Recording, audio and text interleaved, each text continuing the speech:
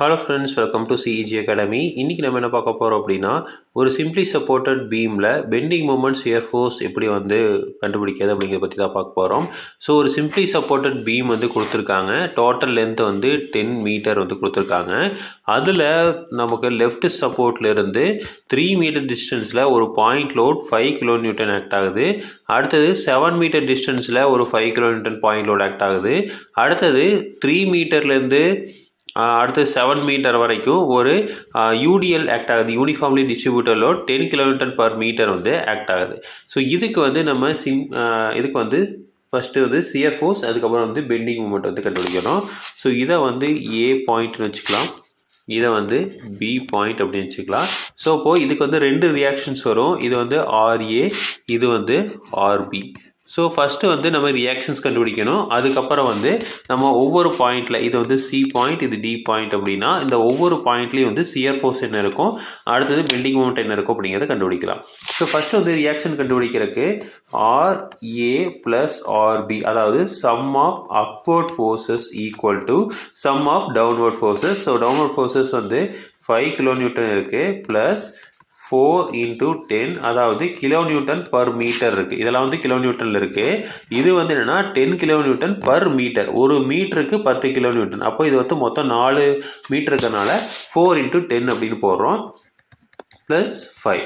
ஓகேங்களா? ஸோ அப்போது RA plus RB equal to இது 40, 50. RA plus RB equal to 50 kilo newton. ஓகேங்களா? So அடுத்து என்ன பண்ணணும் அப்படின்னா, நம்ம ஆர்ஏவோ ஆர்பி தனித்தனியாக கண்டுபிடிக்கணும்.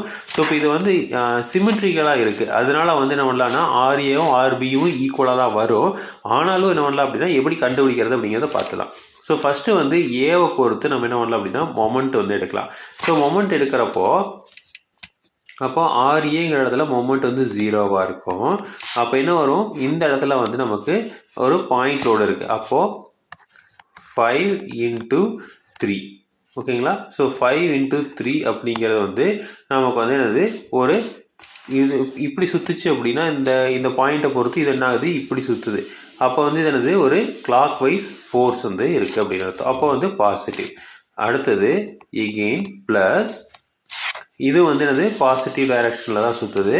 அப்போ 10. அப்போது 10 × force into distance into distance by 2 போடுவோம். இப்போ UDL force into distance by 2 போடணும். அப்போ என்ன வரும் அப்படின்னா 4/2 ப்ளஸ் இந்த 3 மீட்டர். இந்த இடத்துல இருந்து இதோட பாதி அப்படிங்கிறப்போ நம்ம இந்த 3 மீட்டர் ப்ளஸ் இந்த 2 மீட்டர் வரும், அதாவது 4/2 போடுவோம். அப்போ இது 3 மீட்டர். ஓகேங்களா? அடுத்தது ப்ளஸ் இந்த பாயிண்ட் லோட் இருக்குது. அப்போ 5 கிலோமீட்டர் பாயிண்ட் லோட் இருக்குல்ல, அது 7 மீட்டர் டிஸ்டன்ஸில் ஆக்ட் ஆகுது. அப்போ 5 × 7. எகெயின் இப்போ இங்கே இருக்குது ஆர்பி, இன்னொன்று இருக்குது. ஆர்பி என்னது, இதை பொறுத்து ஆன்டி கிளாக் வைஸில் சுற்றுது. அப்போ என்ன பண்ணணும், புட் மைனஸ் ஆர்பி × 10. ஸோ இதை சால்வ் பண்ணிங்க அப்படின்னா இந்த ஆர்பி மட்டும் இந்த சைடு வந்தால் பாசிட்டிவ் ஆயிரும். அப்போ RB equal to 25 kilo newton அப்படின்னு வருது. ஸோ இதை சால்வ் பண்ணால் 25 கிலோ நியூட்டன் அப்படின்னு வருது. இப்போ இந்த ஆர்பியை இந்த இடத்துல சப்ஸ்டியூட் பண்ணோம் அப்படின்னா RA plus RB equal to 50 kilo newton. இந்த ஆர்பி 25ன்னு போடுறது இந்த சைடு வந்தது அப்படின்னா 50 - 25 எகெயின் என்ன ஆகும், 25 ஆயிரும். அப்போது RA equal to 25 kilo newton. So நமக்கு இப்போ ஆர்ஏவும் தெரிஞ்சிச்சு, ஆர்பியும் தெரிஞ்சிச்சு. அதாவது ஆர்ஏ 25 கிலோ நியூட்டன், அடுத்தது ஆர்பி 25 கிலோ நியூட்டன். ஸோ இப்போ இதை வச்சு நம்ம shear force and bending moment நம்ம கண்டுபிடிக்கலாம். ஸோ ஃபஸ்ட்டு சியர் ஃபோர்ஸ் இந்த ஏ பாயிண்ட்டுக்கு லெஃப்ட் சைடில் எடுத்துக்கிறோம். ஓகேங்களா? அப்போ இந்த பாயிண்ட்டுக்கு இந்த இடத்துல லெஃப்ட் சைடு எந்த ஃபோர்ஸுமே இல்லை. அதனால என்ன பண்ணுறோம், இதை 0 அப்படின்னு வச்சுக்கிறோம். அடுத்தது இந்த ஏ பாயிண்ட்டுக்கு ரைட் சைடில் எடுக்கிறோம். ரைட் சைடு எடுக்கிறப்ப என்ன ஆகும், இந்த ஒரு பாயிண்ட் லோடு ஆக்ட் ஆகும். அப்போ இந்த பாயிண்ட் லோடு எவ்வளோ இருக்குது, 25 கிலோ நியூட்டன் இருக்குது.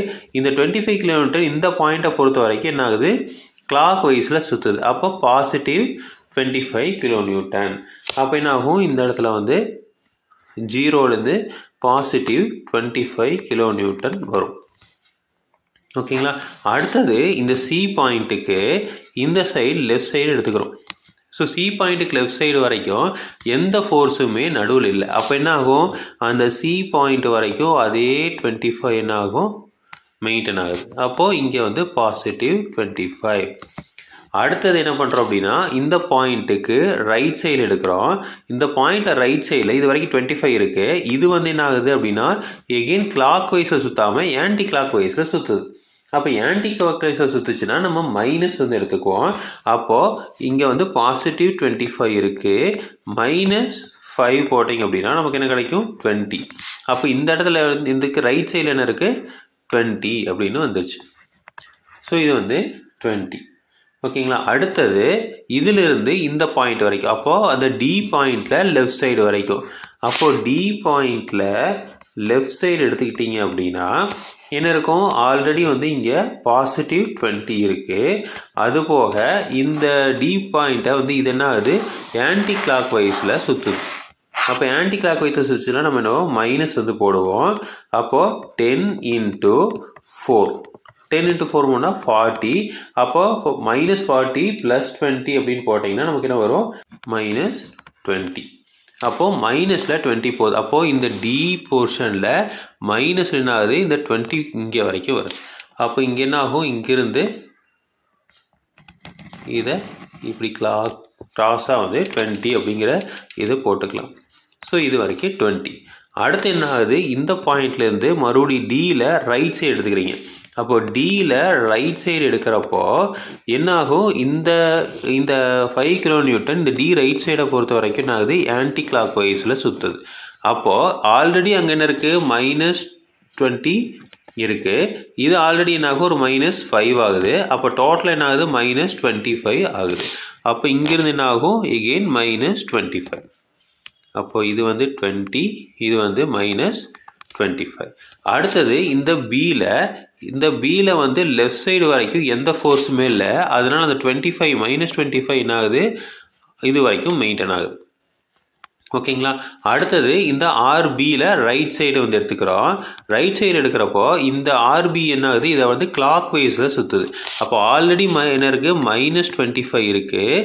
இது வந்து கிளாக் வைஸில் சுற்றுறதுனால பாசிட்டிவ் 25. அப்போ ஈக்குவல் டு 0. அப்போ என்ன ஆகுது, இந்த இடத்துலேருந்து நமக்கு 0 வந்துடுது. ஓகேங்களா.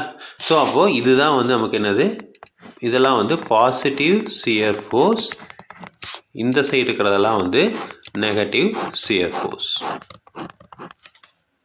ஸோ இப்படி தான் வந்து நம்ம சியர் ஃபோர்ஸ் டயக்ராம் வந்து வரையணும். அடுத்து என்ன வரைய போகிறோம் அப்படின்னா, பெண்டிங் மூமெண்ட் டயக்ராம் வரைய போகிறோம். இந்த பெண்டிங் மூமெண்ட்டில் சியர் ஃபோர்ஸில் எடுத்த மாதிரி ரைட் சைடு லெஃப்ட் சைடில் எடுக்க மாட்டோம். ஒரு பாயிண்ட் தான். அப்போது இந்த பாயிண்டில் நம்ம ஏங்கிற பாயிண்டில் நம்ம பெண்டிங் மூமெண்ட் எடுத்தோம் அப்படின்னா எதுவுமே வராது, 0. ஸோ அப்போது இந்த 0 இருக்கும். அடுத்தது இந்த சி பாயிண்ட் எடுக்கலாம். இந்த சி பாயிண்ட் எடுத்திங்கன்னா என்ன பாயிண்ட் வரும் அப்படின்னா, இதுக்கு இந்த சைடு தான் பார்க்குறோம். எப்போவுமே வந்து ஒரு பாயிண்ட் எடுக்கணும், அந்த பாயிண்ட்டுக்கு இந்த சைடு பாருங்கள். இந்த சைடு பார்க்குறப்போ நமக்கு என்ன இருக்குது, ஒரே ஒரு RA அப்படிங்கிற ஃபோர்ஸ் மட்டும்தான் இருக்குது பாயிண்ட்டோட. இது வந்து என்ன ஆகுது, இந்த பாயிண்ட்டை கிளாக் வைஸில் நமக்கு ரொட்டேட் ஆகுது. அப்போ கிளாக் வைஸ்னால் பாசிட்டிவ். அப்போ என்ன ஆகுது, இந்த இடத்துல இருந்து இது எவ்வளோ டிஸ்டன்ஸு, 3 மீட்டர் × 5. அப்போது நமக்கு வந்து சியில் பெண்டிங் மூமெண்ட் எடுக்கணும் அப்படின்னா நமக்கு என்ன ஆகும், இது வந்து 25 × 3. அப்போ டோட்டல் என்ன ஆகும், 75 kN அப்படின்னு வரும். ஓகேங்களா. அப்போ இந்த பாயிண்டில் சி பாயிண்டில் நமக்கு பெண்டிங் மூமெண்ட் பார்த்தீங்கன்னா 75. ஸோ 75 வந்து இருக்குது. அடுத்தது என்ன பண்ணணும், டி பாயிண்ட் எடுக்கிறோம். அப்போ டி பாயிண்ட் எடுக்கிறப்போ டி பாயிண்டில் இருந்து எல்லாத்தையும் என்ன பண்ணுவோம், இந்த சைடு வந்து நம்ம பார்ப்போம்.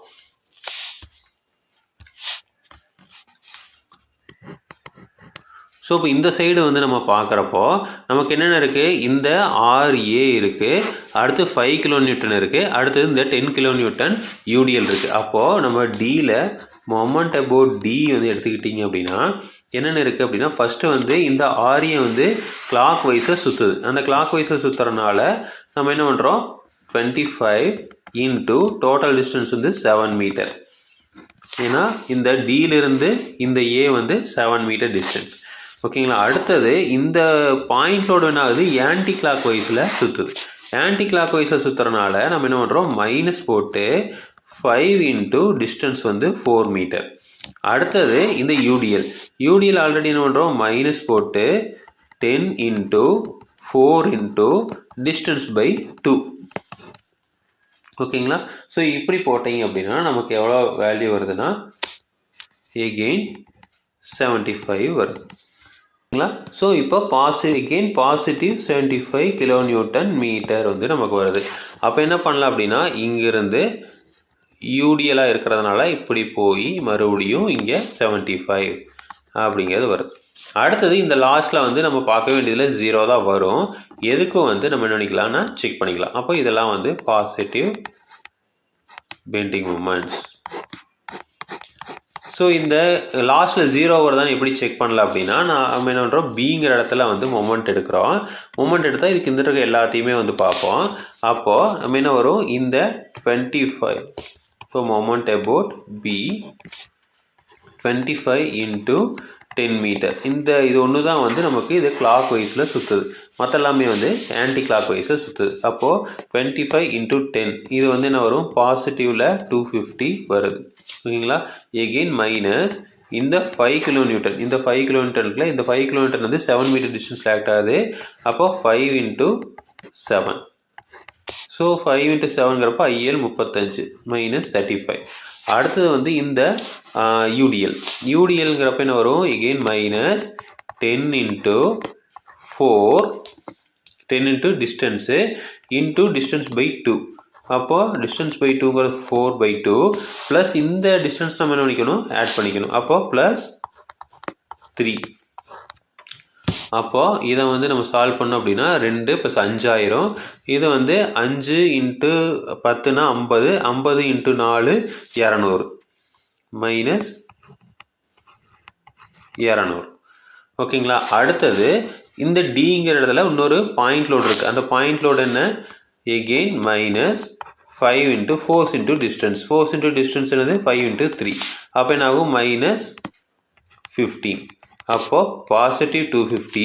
இது வந்து 200 235 ப்ளஸ் ஒரு 15 போட்டால் 250.